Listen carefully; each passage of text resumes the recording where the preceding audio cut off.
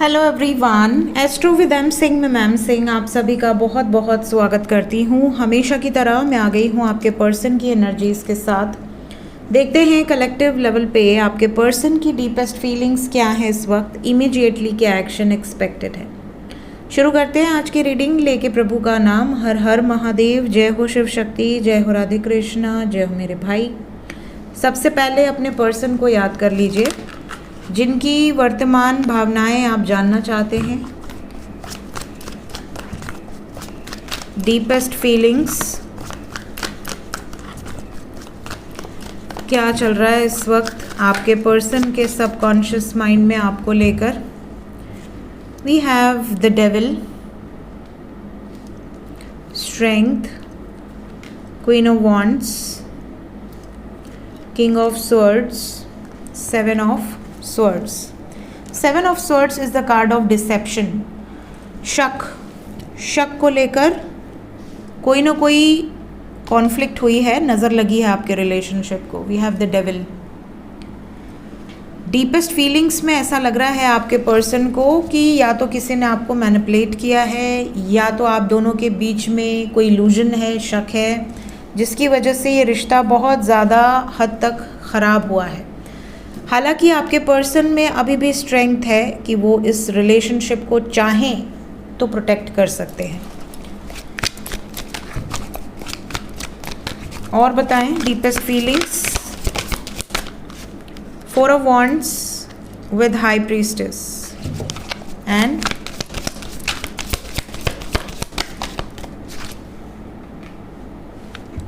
Eight of wands. Bottom of the deck से है princess of coin.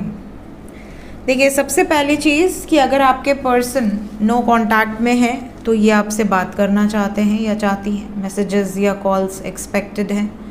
आपके person को ऐसा लग रहा है कि आप इन्हें चीट कर दोगे, इन्हें ऐसा लग रहा है कि कहीं ना कहीं आप इनको फॉर ग्रांटेड ले रहे हो।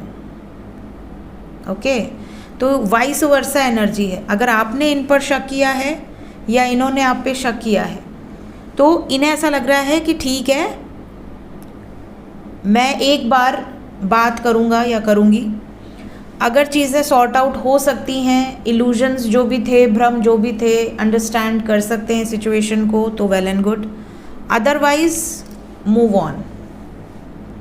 मतलब थोड़ा सा इनका बिहेवियर एरोगेंट हो सकता है। ये भी बता दूं कि ये बहुत ज़्यादा आपके बारे में सोचते हैं या सोचती हैं। हाई प्रीस्टेस की एनर्जी है विद फोर ऑफ वॉन्ड्स। ये आपके साथ फ्यूचर देखते हैं, ये आपके साथ अपना विवाह, अपनी जो भी एनर्जीज़ हैं फ्यूचर से रिलेटेड, उसको मैनिफेस्ट करते हैं। लेकिन कहीं ना कहीं शक के कारण, मिसअंडरस्टैंडिंग्स के कारण, नज़र लगने के कारण इन्हें लगता है कि आप दोनों का रिश्ता ख़त्म है, ख़राब है, पूरी तरीके से डैमेज हो चुका है। लेट्स क्लैरिफाई, क्या इनके हिसाब से ये रिश्ता सुधरने की उम्मीद है?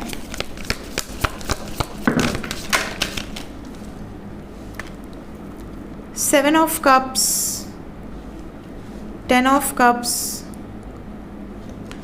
And five of swords. इन्हें लगता है कि कॉन्फ्लिक्ट बहुत ज़्यादा है इस रिलेशनशिप में, कॉन्फ्लिक्ट बहुत ज़्यादा है।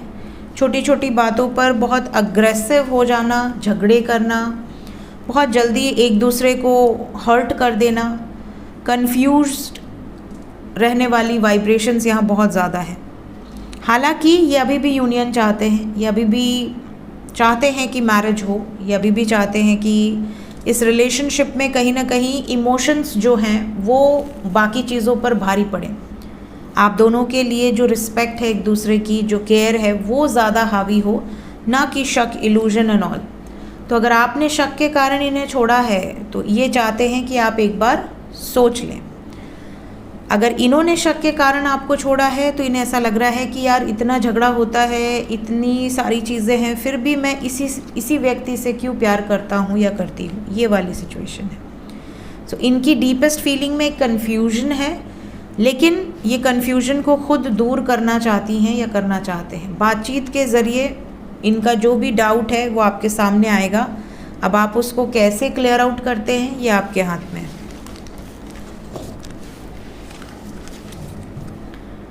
नेक्स्ट एक्शन क्या एक्सपेक्टेड है? इमीडिएटली मेरे व्यूवर्स की तरफ क्या एक्शन हो सकता है?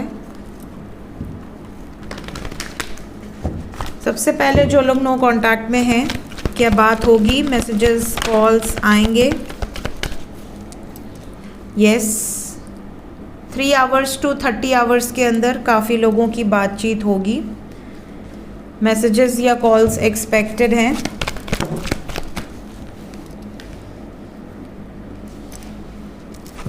बॉटम ऑफ द डेक से है सूर्य की एनर्जी, सन। जितने भी लोग नो कांटेक्ट में हैं, मैक्सिमम 3 डेज, मिनिमम 30 आवर्स के अंदर बहुत सारे लोगों की लाइफ में सेलिब्रेशन दिख रहा है। बातचीत हो सकती है, मैसेजेस या कॉल्स आ सकते हैं, यूनियन एक्सपेक्टेड है। सेलिब्रेशन को क्लैरिफाई कर दें नो कांटेक्ट वालों के लिए। They are missing you. और अगर अभी नो कांटेक्ट सिचुएशन है तो 3 नंबर मार्च को रिप्रेजेंट कर रहा है। ये रीडिंग मैं फरवरी में कर रही हूँ। मैक्सिमम 1 महीने के अंदर बहुत सारे यूनियंस होंगे जितने लोग नो कांटेक्ट में हैं। मिनिमम 3 डेज या 30 आवर्स के अंदर बहुत सारे यूनियंस होंगे। ये भी बता दूं कि कोई पुराना मुद्दा उठाकर फिर से झगड़ा भी होगा, लेकिन प्यार बहुत ज़्यादा है, emotions are very high. Plus ये अपने आप को थोड़ा बैलेंस रखने का प्रयास करेंगे। अगर इन्हें बहुत जल्दी गुस्सा आता है तो ये थोड़ा काम डाउन रहने का प्रयास करेंगे, बिकॉज वी हैव सन। तो यहाँ क्लैशेस ना हो, ऐसा ये चाहते हैं। हार्ट चक्रा की एनर्जी है, इमोशंस हाई हैं।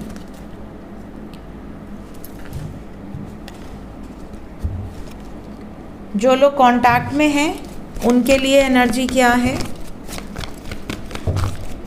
जो भी लोग कांटेक्ट सिचुएशन में हैं,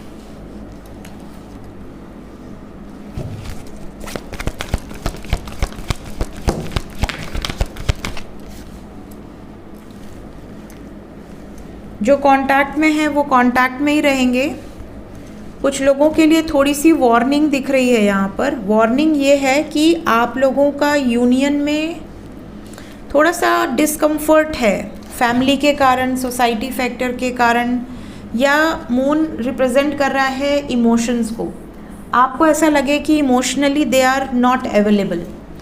जब आपको इनकी सबसे ज़्यादा नीड है उस टाइम पे आपके पर्सन आपके साथ अवेलेबल नहीं है, या ये आपको मन से समझ नहीं पा रहे, आपका क्या मन कर रहा है ये अंडरस्टैंड नहीं करना चाह रहे हैं।